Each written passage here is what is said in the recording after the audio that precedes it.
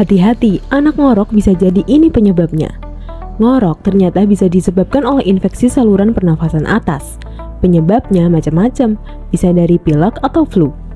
Nah, kalau saluran nafas anak tersumbat karena pilek, nafasnya jadi lebih berat dan akhirnya terjadi ngorok saat tidur. Buat redain ngoroknya, Bunda bisa dengan cara yang alami madu Flybe. Madu murni dengan campuran herbal membantu meredakan flu dan melegakan tenggorokan sehingga ngorok jadi hilang. Tidur pun jadi lebih nyenyak dan berkualitas.